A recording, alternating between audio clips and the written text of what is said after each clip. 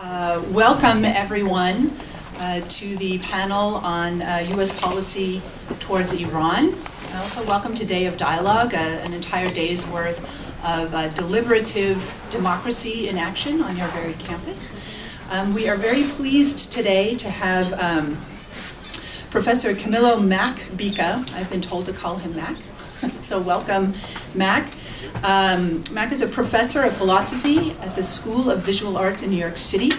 He is a longtime activist for peace and justice, a member of Vietnam Veterans Against War, as well as a coordinator of the Long Island chapter of Veterans for Peace. So that tells us you're a veteran, which gives you a unique perspective on this question of war.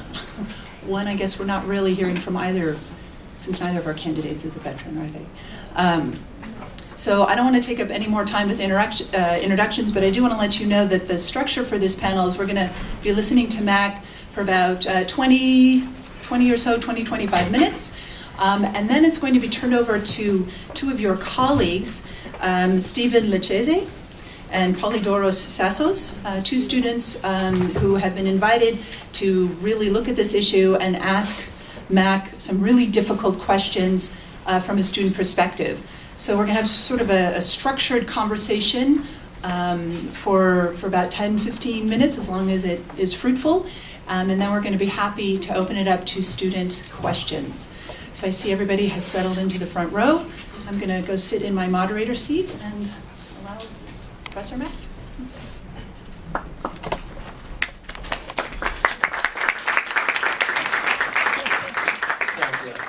Thank you. But hold your applause until after, if you like what I say. We're here to talk about a topic, as was mentioned, is relevant and important, I think. Especially, well, I don't know, especially now, but as you know, we just marked, I don't want to say celebrated, but we just marked the end of the 11th, beginning of the 12th year of America. Was now considered, depends on when you start the Vietnam War, but what is now considered to be America's longest war. We also just marked and not celebrated the 2000th death of American servicemen. We never celebrate the deaths of Iraqis or Afghans or Somalis. We don't. We do. I'm taking that back, because we celebrated the death of Osama bin Laden. We applauded. That's what we do. So we are in the midst of what appears to some and to me to be a perpetual war. So I think it's important that we have this dialogue about whether or not we want to begin another one. Well, and that's really not true, because we've already begun. There's no doubt in my mind that we're already at war with Iran. So I'm a philosopher, and my specialty in philosophy is ethics, particularly as ethics applies, if at all, to war. This is of particular interest to me. Now, I learned from my friend Marty that one of the more important things that we need to do is to stop talking about right and wrong, which I have been doing for the last 50 years, and start talking about the pocketbook and how it how it affects you and how it affects our society. Because I don't know, I like to think we as Americans are concerned about morality and right and wrong and legality, but I wonder sometimes. So I'm going to try to integrate both, but unfortunately, I'm an old dog, and I'm going to, I don't know, I just think right and wrong are so important. And that discussion isn't really, we don't hear that discussion very often about, well, is it militarily feasible to attack Iran? What are the costs and benefits of attacking Iran? But we don't discuss what is the right thing to do to attack Iran. We certainly hear all sorts of views. President Barack Obama tells us that it's just not going to be acceptable for Iran to have a nuclear weapon. What does that mean? Well, the military option is there. It's always on the table. So what I want to talk a bit about, and I know I'm going to run over, so just yell at me when I start getting long and long-winded, because I have a tendency to do that.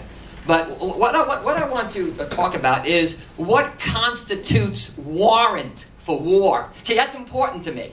What constitutes warrant for war? Because war is rule-governed. We do not exist in a state of nature. There are guidelines, both moral and legal, that we have to follow. And these are all very well established. I mean, traditionally through just war theory, as well as been incorporated into international law, the UN Charter, Nuremberg Accords, Hague, all sorts of wonderful treaties and conventions. So we have the parameters, we have the guidelines with which to determine whether or not both that we should enter into war and how we fight it once we enter into it. Now, I am not an absolute pacifist. An absolute pacifist, as you know, is one who sees war as unjustified and immoral in every possible situation. I am not one of those. I am a just war theorist. I believe that war may, at least theoretically, be possible, may be necessary, may even be moral and legal, given the satisfaction of certain criteria. So the question for me then is not, well, how are we going to stop every war? No, well, the question for me is, well, is this war legal and moral?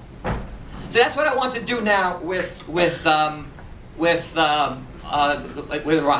We're going to discuss a bit and see whether or not we can just determine whether or not it would be the legal or moral thing to do. Well, evidently, President Obama feels that should Iran come up with a nuclear bomb, then war is, in fact, a viable alternative.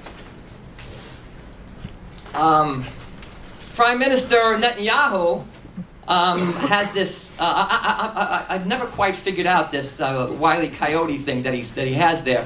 But evidently he feels that war is kind of justified or warranted. I don't want to say justified, warranted right now. He speaks about an existential threat to Israel, to us, and to the world.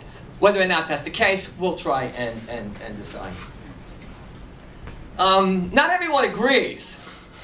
Not everyone agrees whether or not Iran has a bomb, or whether or not they're on the verge of having a bomb, or whether or not they have any intention to have a bomb. Panetta, Secretary of Defense, Panetta, believes that, well, there's a possibility that within a year, Iran could have a bomb, should they decide to make one. And that's important, because what's implied there, and stated at other places, that Iran has not yet made a decision whether or not to make a nuclear weapon. And be clear about this. There is a real difference between enriching uranium, a nuclear program, and manufacturing nuclear weapons. A big difference. And we seem sometimes to blur that distinction. We say Iran is manufacturing a weapon. Why? Because Iran is enriching uranium. Well, those two don't work together. They don't work together. It could, of course, but there's no evidence yet to suggest that Iran is in fact manufacturing a bomb. Secretary of Gates says that it would be disastrous, catastrophic, should we start a war with Iran right now. Omert, Israeli former prime minister, so not all Israelis agree with their prime minister, which is nice, because we don't agree a lot of times with our president, so why should everyone else have unanimity? So here we have, there's no reason at this time to talk about a military strike. Yeah, we can talk about the military effort, whatever that means, but not yet a strike. Now, I like this the best. Now, this is a former Mossad guy, and he's saying here that bombing Iran is the stupidest thing I ever heard. And, I like this, patently illegal under international law. Somebody finally said it. Somebody finally said it. It's illegal and immoral to attack Iran right now. Well, why? What is the nature of moral theory? Well, quickly, we've broken down the nature of war, the kinds of war, into a couple of different categories. We have first defensive war. You know what defensive war is. That's someone's coming in. Someone's already occupying Albany. They've already invaded. The aggression is occurring right now. There's a violation of our territorial integrity and political sovereignty. So that's defensive war. We have what's called preemptive war. The use of violence in a war to prevent a perceived invasion. Not necessarily one, not necessarily, but not one that's occurring right now. It's a perceived invasion where the threat, and this is important, where the threat of aggression is real and immediate. While Canada is massing its forces on the northern border, they have all their tanks set up, they're building a bridge, they're making roads, and our intelligence tells us that tomorrow the invasion begins. Well, tonight we will strike Canada before they strike us tomorrow. There is a threat of aggression that's real and immediate. Preemptive war. Finally, there's preventive war, and when you watch these talking heads on TV, they often blur the distinction between these two, and there is a distinction, because preventive war is now termed the Bush Doctrine. It's the use of violence and war in anticipation of some future threat of aggression, where the evidence of threat is neither conclusive nor immediate, but based on speculation, innuendo, paranoia, whatever you like. And a good illustration of why preventive war fails again is of course, our invasion of Iraq. A prime example of preventive war. So, the three types of war. What type of war is Iran? Well, let's look at what international law says. The United Nations Charter, Article 2.4, and it's a quote, all United UN members shall refrain in their international relations from the threat or the use of force against the territorial integrity or political independence of any state. Notice that. It's not only member nations shall not invade or make war against, member nations shall not threaten. We should not make threats against nations. So it's clearly a violation of international law, that the UN Charter, to make threats against nations, and of course to invade them. Without the approval of the United Nations Security Council, only defensive war is considered legal. Without the approval of the UN Security Council, only defensive war is considered to be legal. Now, my students often tell me that, Mac, it's all perspective. It's all a matter of opinion. There is no objective reality, no objective facts out there. Well, baloney. There is objective reality. There is things that we can know. And these are some of the facts. Fact number one, Iran has no nuclear weapons. No one disputes that. Iran has no nuclear weapons program. Iran has not decided to build a nuclear weapon. And Iran, as you heard with Panetta, Iran is years away from having a deliverable nuclear weapon, even if and when it should decide to build one. Now, this is not me saying that. This is the national, the NIE, the National Intelligence Estimate. Now, what is that? Well, that's 16 of our elite intelligence gathering agencies, from the CIA on down, doing what they do.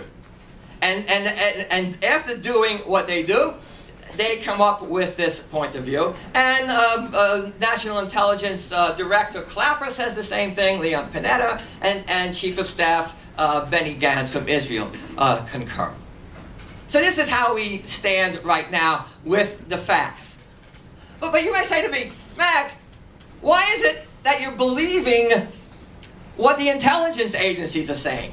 Maybe they can get it wrong. Didn't they get it wrong with Iraq? Didn't they tell us that Saddam Hussein had weapons of mass destruction? Well, true. No one is infallible. People make mistakes. But what is most interesting to me is that the same voices the same people that are rattling their sabers for war with Iran, were the ones who were the first ones to accept what the intelligence agency was saying. And now that supposedly we made so many corrections and we made so many refinements, we have everyone communicating with each other, intelligence is so much better, all of a sudden now we don't want to believe them. Well, I have no other basis other than this to go on. So as far as I'm concerned, this is as factual as we can get. Now we can all speculate and say, well, President Ahmadinejad is a crazy person, and we can't believe him. The Ayatollah Khomeini, he's a crazy person. No, we can't believe him. Well, you can speculate all you want, but this is the real world, ladies and gentlemen. This is the real world. And we need to deal with people in a rational, reasonable way, and we need to do what's right. So are we in fact justified at this point in time to begin a war? Now, let's understand what a war is going to take into the case. What's going to happen? The reality of war. The reality of war is not that we're going to send one or two of our stealth bombers at some location in Iran and bomb some vulnerable, exposed Iranian enrichment site, and then we're going to just turn around, go back, and that's the end of it. That's not the way it happens. That's not the way it's going to be. I mean, what's going to happen is we got to prepare for this. So we got to take out certain things. For instance, we have to take out any sort of defensive reactions that the Iranians can do. We got to take out their command and control center. We have to take out their military communication sites. We have to take out their ability to react and to defensively meet our invasion.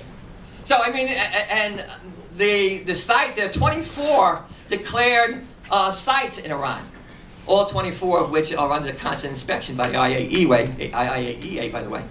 There are 24 sites. So if we're going to have any significant impact on affecting the nuclear program of Iran, we can't just bomb one. What are we going to do? Bomb 24? Spread out all over Iran?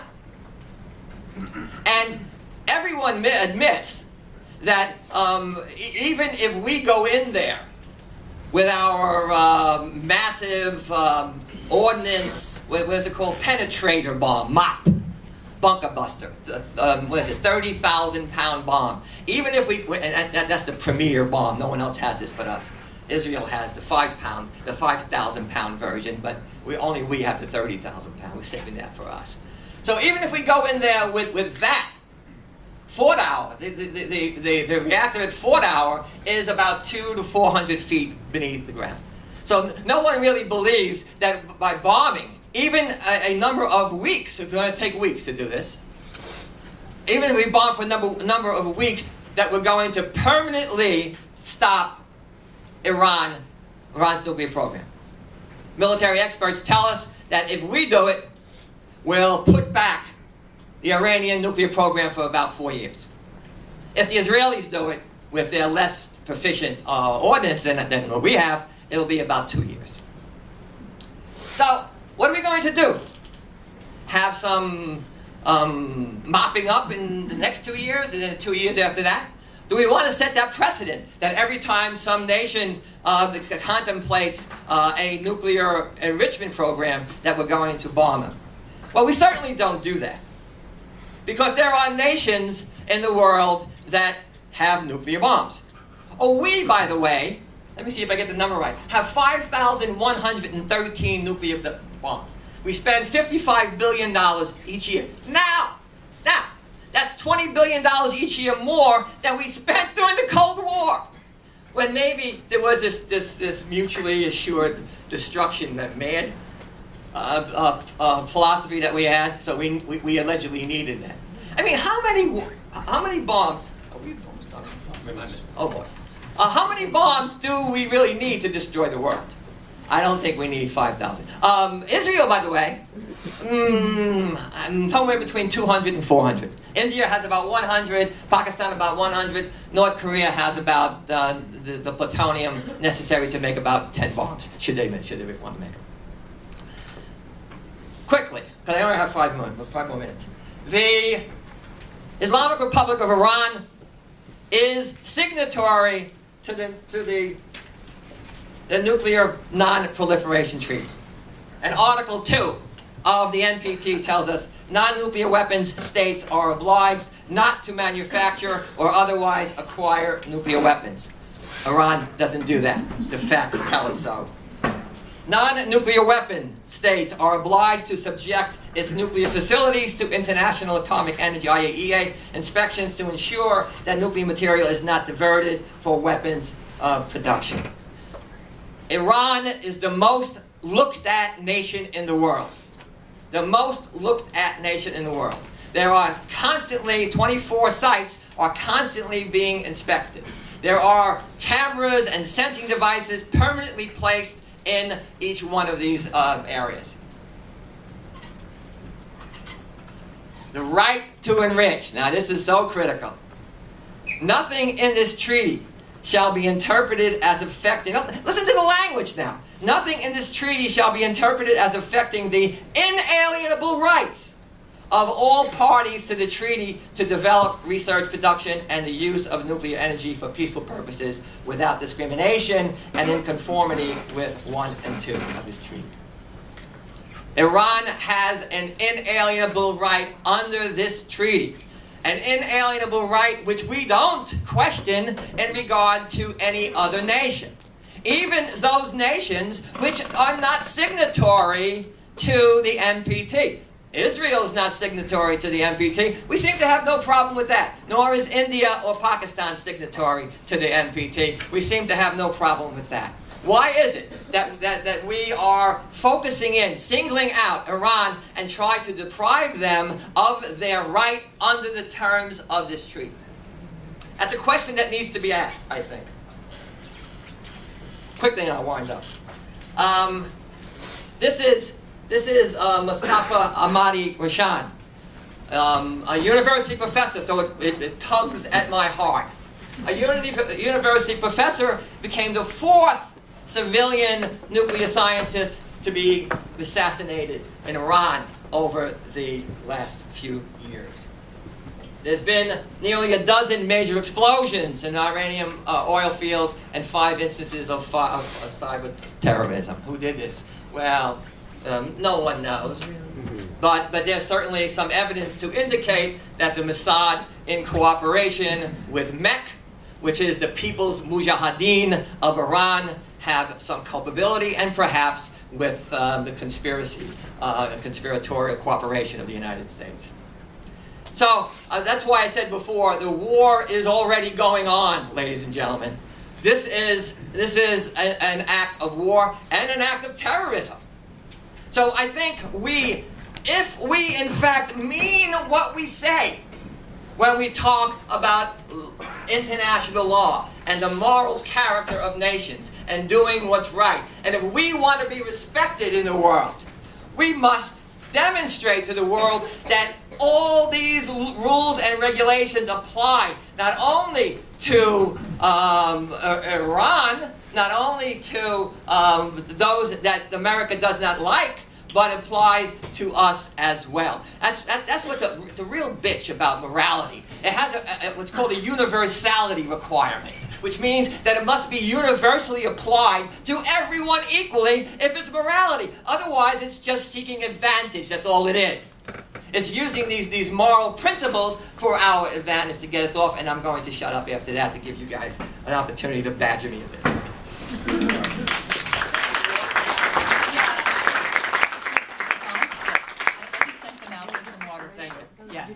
Sent Professor Eisenberg out for some water for you. So, so thank you very much. So lots of food for thought. So now I turn it over to Stephen and Polidoros. I guess you'll figure out how you want to ask questions. And I might let you know too, because I want to make sure that we save some time at the end to turn it to the audience. But we'll see how it goes. And Thank you. Thank you. Water for all. Human right to water. Okay, thank All you. right, thank you, Professor, again for coming. I really appreciated your argument, but I'm going to dive right into it, and I'm sorry if I'm a little hawkish in these questions. But if Iran has no desire, and they've stated they've had no desire to create a nuclear bomb, why does Ahmadinejad refuse to allow international IAEA nuclear inspectors to come in and examine the nuclear facilities? At where? In Iran. Which facilities are you talking about? The majority of them. No, that's not correct. We're sorry.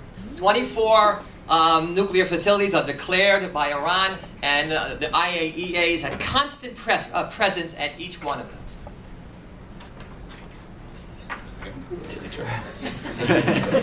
I mean, it's fact. It's a fact. I mean, this is the innuendo we have to concern ourselves with. That there's this rhetoric out there that we come to think that look, read the IAEA, even the most current report from the IAEA, the ones that everybody points to and say, well, aha, I thought there's some things going on. Even the current IAEA report says that there is that number one, Iran is still, all their facilities are still under constant surveillance and inspection by the IAEA, and number two, that there is no evidence of any uranium being diverted for military means. Yes, sir. Yeah, something that I'm curious about, you mentioned how the defense agency, obviously that was a huge embarrassment in Iraq, how they failed to detect any nuclear weapons. They said they're there, they weren't there. So is it possible this time they're playing it safe in Iran to avoid that sort of embarrassment in the same way? And That's all. oh, well, I mean, God, I hope that all these elite organizations are not so worried about their image that they're going to lie to us. You know, I mean, what sort of security do we have as a nation if we can't rely on the intelligence of, at least in some extent? I mean, we have to. I mean, but where is the evidence to this is, again, we can speculate that maybe they're so uptight about what happened last time. Or maybe they're in collusions with Ahmadinejad. By the way, I just had dinner with Ahmadinejad about 2 weeks ago. I was invited as one of a group of scholars, academics, and activists to come to where I forget the name of the hotel. Mac, we were at the Warwick. Oh, well, you were there? We were there. Of course we were Oh, there. great. That's the question. That was great. So you A know. few students who were in this audience I brought. Oh, that was great. So you guys know. Well, So not everybody here knows. There's like Oh. 3 people here who know, but just so everybody knows, Hofstra was there too. So I mean, I just loved seeing Farrakhan and Ramsey Clark and all these people, and the Black Panthers from the '60s. I mean, they're still as formidable as they were back then. So I mean, really, it was a nice collaboration. But here's what I was disappointed. There wasn't enough dialogue, and we were led to believe that there would be more. I don't know if you were, but we were led to believe there would be more dialogue with Ahmadinejad. And I was glad to be able to meet him, and I came away with the impression that he's no slouch. He's an intelligent guy. He's very thoughtful, and he's like boringly spiritual, and spoke only in terms of the respect of humankind and dignity of human nature, kind of things you expect him to say. But he certainly wasn't this demon that we've been led to believe he is. And the Iranian people that were there were just so wonderful. They couldn't have been more accommodating. I'm sure you must have found the same thing. They were just such wonderful people. By the way, one of the highlights of the evening for me was, before walking out, I got there early, so I had some time to kill. So across the street with some demonstrators. And since I'm always the one across the street demonstrating, I went across and started talking with them. And they were Iranian people who were demonstrating Ahmadinejad. And one young lady, must have been in her mid-20s, she was an Iranian Kurd, and she spoke to me about the conditions that she experienced in Iran. And they weren't wonderful. They weren't very, very good. And certainly, that should be a concern of all of us. We should be concerned about civil rights issues and those sorts of things that's going on in Iran. I'm concerned about that. So we need to keep that into account. But is that grounds for bombing Iran? I don't think so. They have to work that out. We can support the Iranian people as much as we can. Not seek regime change, because we know we're not good at seeking regime change. We have that history already. We're not good at that. I'm sorry. Yeah, no, I'm sorry. We're going to come back. Yeah, I'm not sure if it's going to come back to Stephen or Polydor. Yeah, I was just saying, because my question wasn't really addressed in a satisfying way, because you said we should trust these agencies because they're big agencies, but the fact is they're run by human beings who were horribly embarrassed several years ago. Well, see, I'm not sure if they were horribly embarrassed or they were made the scapegoat. And maybe we'll never know. But I think there's enough around to say that Bush and others were warned that 9/11 was going to happen, and that there was pressure from the vice president and others, the neocons, that we need to not to deal with the issues of 9/11 or maybe the issues that brought about 9/11, but we need to attack Iraq. So I'm not sure if that works, because look, what do you offer as an alternative? Are you going to say, well, I don't care what they say, I don't care what he says, I don't care what they say, I'm going to attack Iraq or Iran? I mean, what are you basing that on? Look, war is presumptively wrong.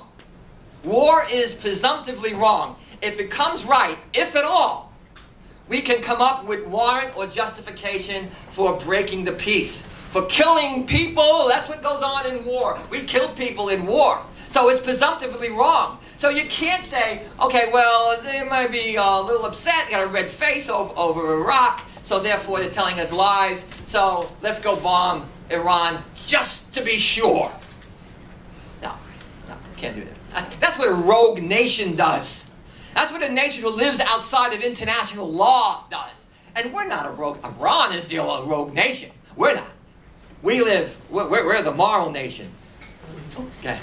Yeah, it's interesting we bring up morality and legality, but Ahmadinejad back in 2007 stated, and I quote, he wants to wipe Israel off the map. Can we afford to lose Israel as an ally if we don't support Israel, when he clearly states you want to get rid of Israel? Yes, a good point. And this has been an issue, and I knew it was going to be brought up. I knew it was going to be brought up, so I kind of did some research on this. And this is actually the Farsi that was said originally. I don't even have a point in that. It was originally said by the Ayatollah Khomeini, the first Ayatollah. And this is the language. And now, one call I met a couple of times, and I respect him. He's truly a Middle East scholar on this, so I trust what he has to say. So he pointed out that the original statement in Farsi did not say Israel should be wiped off the map, but what it said that Israel would collapse given its activities and given how it conducts itself. Now, Ahmadinejad came and tried to quote that, and the original article in the New York Times that brought to our attention this statement mentioned that Ahmadinejad was merely quoting the Ayatollah. And when he said it, he screwed up the quote a little bit. So what he said was, the occupation regime over Jerusalem must vanish from the area of time. That's according to one quote. Now, does that make a drastic big difference? Certainly there's no love lost between Ahmadinejad and Israel, nor is there any love lost between Israel and Ahmadinejad in Iran. So no, there's no love lost. But we don't want any. Look, Netanyahu comes around and tells us that Iran is an existential threat to Israel. Israel has 200 to 400 nuclear weapons. Israel gets about 3 to 5 billion a year from us in military aid. We're always there to back up Israel should anything happen. Is Iran really an existential? Iran has no nuclear weapons. So you have what could Iran possibly gain from attacking Israel? Are they suicidal? I don't think so. There's no evidence to indicate that Ahmadinejad or the Iranian people are seeking national eradication. So why they would... And look, everyone realizes that an attack of Israel against Iran is going to mean... an attack of Iran against Israel, nuclear attack, is going to mean the complete eradication of Iran. Why would they do that? So I don't like the language either. I don't like the bellicose rhetoric from either side. So I'm concerned about that as well. And he was very, very careful not to do that evening. I mean, he never even mentioned Israel by name. He would talk about the Zionists, but he would never mention Israel. But look, I'm not trying to justify Ahmadinejad. I'm trying to stop war that's going to be devastating not only to us, but to the rest of the world as well. A war. Look. There's a famous quote. Now there isn't much that let me see if I can make sure I get it right. There isn't much. I'm sorry. I'm going to take one more point, and I'll turn it over to you. There's a famous quote by. Now there isn't much about Rumsfeld that I like, but there is one quote as a philosopher that I really admire. That there are known knowns. Those are things that we know that we know. There are known unknowns. Those are things that we know that we don't know. And then there are unknown unknowns. Those are things that we don't know that we don't know. As a philosopher, that's just a great statement. What does it mean? For me, it means that in war, there are a whole mess of unknown unknowns. And once you start it, we see it in Afghanistan. Once you start it, we're good at starting wars, but we're not good at getting the hell out. So once you start this war, you're in, babe. You're in. Is Iran going to acquiesce and say, okay, blow up my nuclear reactors and kill my people? We're just going to sit here and acquiesce. No, Iran's not going to do that. Iran's going to react, and they're going to have a defensive response, and that's going to escalate into who knows what. So. Yeah, since you mentioned quotes, I just want to quote Ayatollah Khomeini, I think that's his Khomeini, yeah. He says, and I quote, "We do not worship Iran. We worship Allah. For patriotism is another name for paganism. I say, let this land burn. I say, let this land go up in smoke, provided Islam emerges triumphant in the rest of the world." Now, if he says something like that, what makes you think that if Iran gets hold of a bomb, hypothetically, that they won't be hesitant to use it on the rest of the world? If he says he's willing to sacrifice his own people and destroy Iran for the glory of Islam. When he said that, he wasn't referring to Israel or to anyone else. But you can also find quotes, and I had one up here, that Khomeini talked about. Where is it? Khomeini talked about how issued a fatwa in 2005. Now, a fatwa is a big deal. If a clergy member would violate a fatwa, it would imply his loss of credibility, political and religious as well. So it's a big deal. What he says is, the Islamic Republic logically, religiously, and theoretically considers the possession of nuclear weapons a grave sin and believes the proliferation of such weapons is senseless, destructive, and dangerous. This is the current Ayatollah Khomeini. And this was in 2005, but he asserted it again in this earlier this year. So it's okay.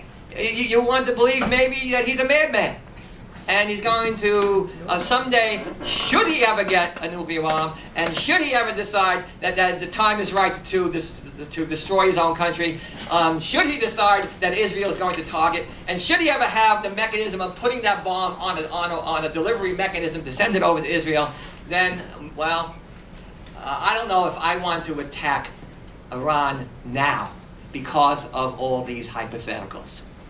Panetta says there's plenty of time to attack later on.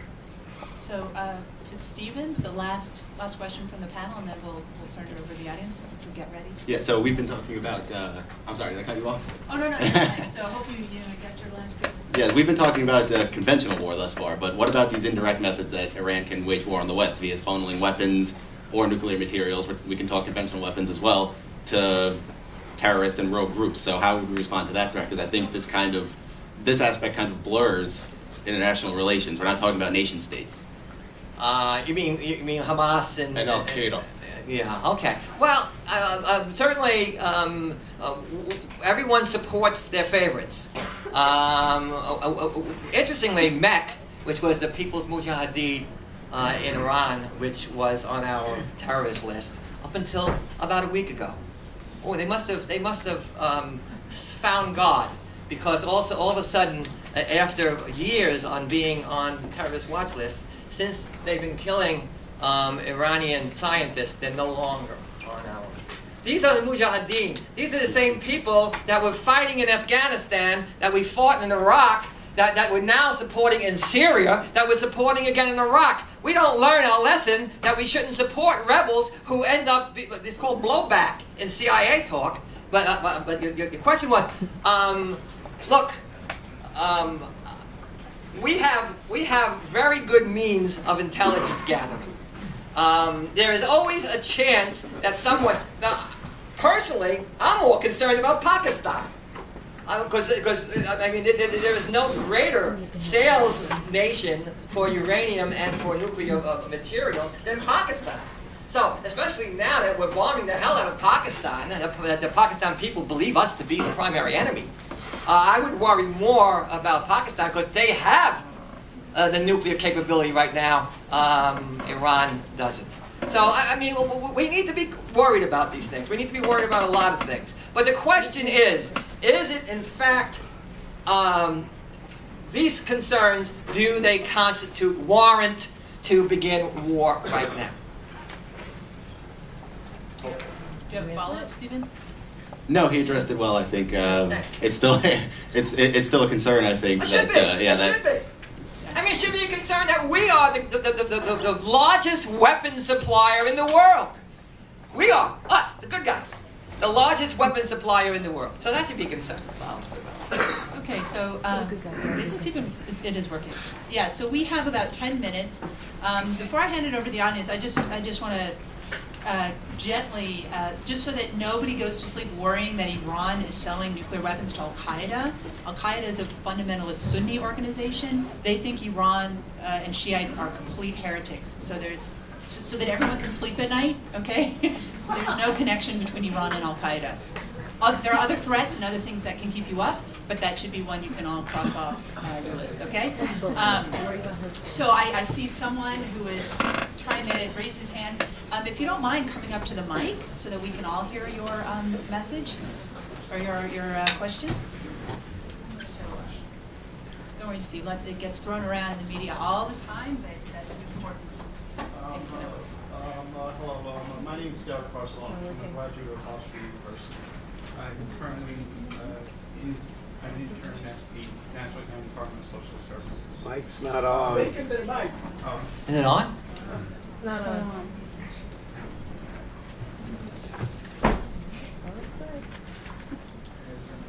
Here comes the gentleman now. I'm on stage. Come on, you guys should get this done.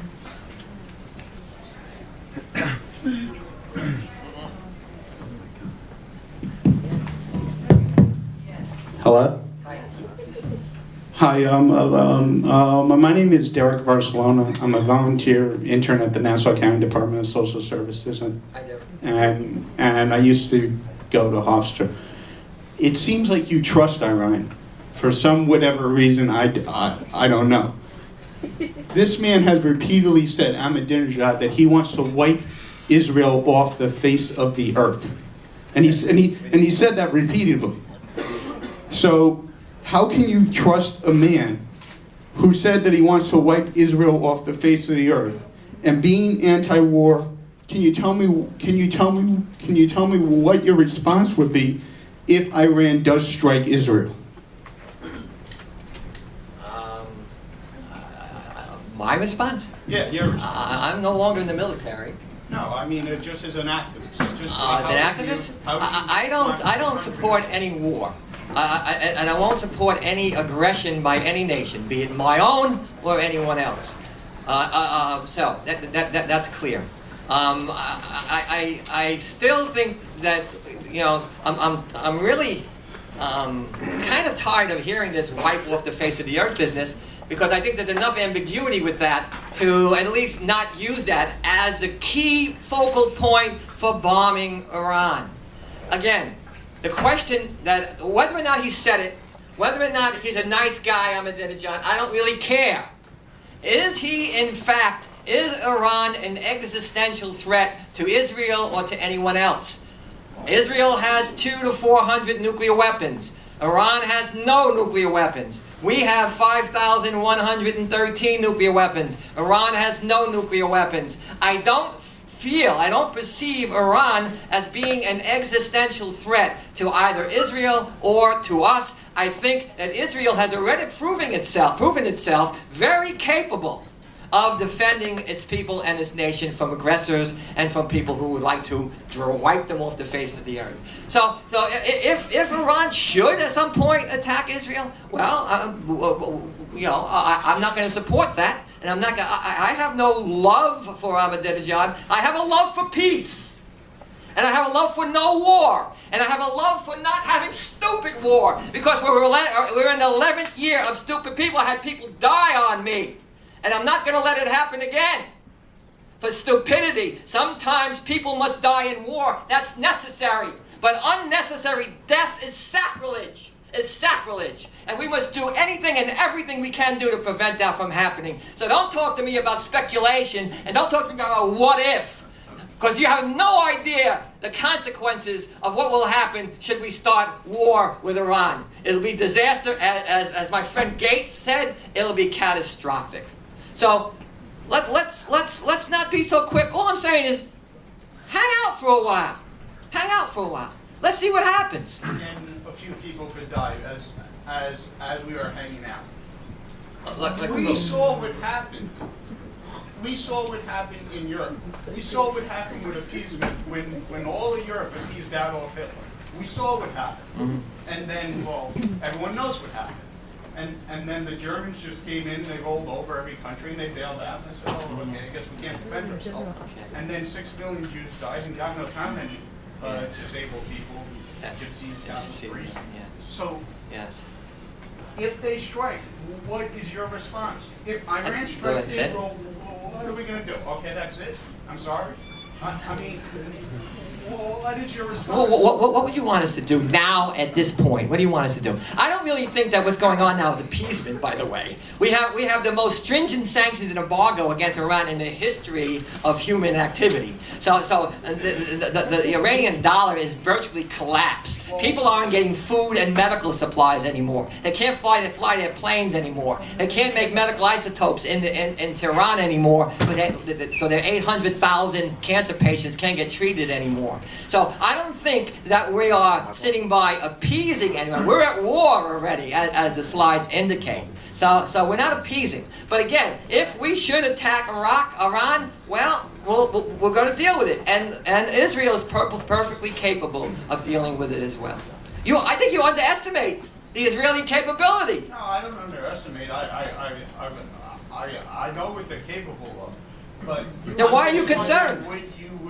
What would you want me to do? What would you want me to do? I want you to be a little bit more supportive of what? Of if they want. I'm supportive of peace. And well, if they want to strike, I assume they have the right to strike.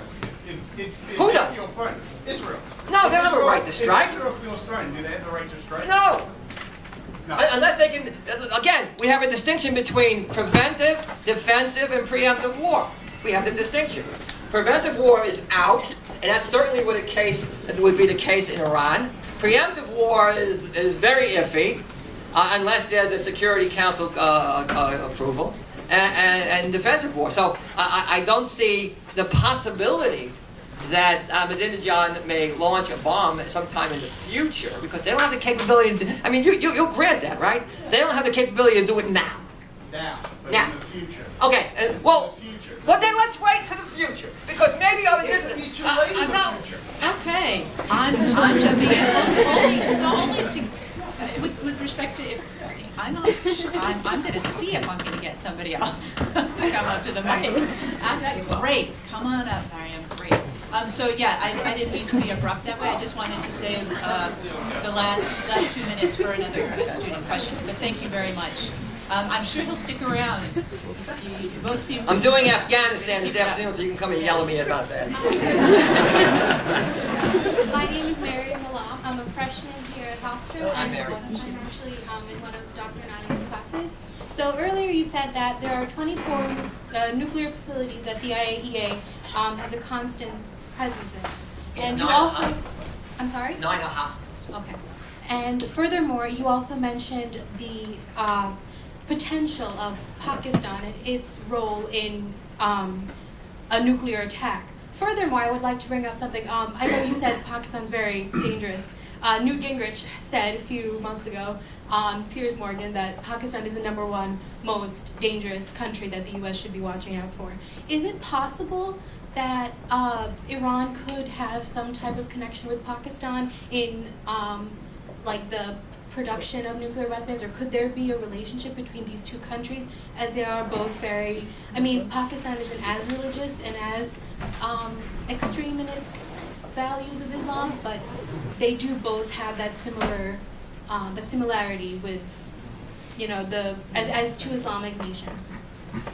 Look, I don't know. I mean, I see there's no evidence to indicate, again, with all of this monitoring that's going on, and we have spy satellites that can look into your pocket if it has so desired to do so. So I mean, we have this intricate, wonderful for them maybe, method of spying. So I have no indication. I have no evidence to worry about a collusion between Iran and Pakistan. And for you, would that add to the need to bomb Iran? We're already bombing Pakistan. So would that for you warrant us to bomb Iran now? I don't know. Yeah. I don't know. Well, I think that's why we're dialoguing, and I think that's important. We just want to look. There's all sorts of innuendos and all sorts of hypotheticals that we can create, but we have to stay in the real world, because war is in the real world. People actually bleed blood. I know we have been successfully alienated and separated from what's going on. I know that. So we don't even know. They say 0.5% of Americans actually have some sort of direct relationship with what's going on in the war. I teach a course on mythology of war, and the first day in class I say, how are we doing in Afghanistan? What? What's going on in Afghanistan? Well, we have a war, 12 years, 11 years. Oh, I thought that was over a long time ago. And the convention speeches, Romney didn't even mention the wars in Afghanistan. What's his name? Barack said, mentioned it only because he wants to take credit for killing Osama bin Laden and thanking the troops. So we need to deal with the real world, because people die in the real world. And look, as this gentleman was saying, in the future. Look, as I mentioned, I'm not an absolute pacifist.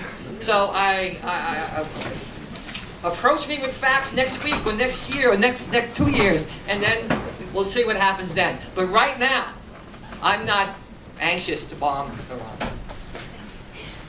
A clear statement of your position. No, thank you. Thank you very much. And thank you to everyone.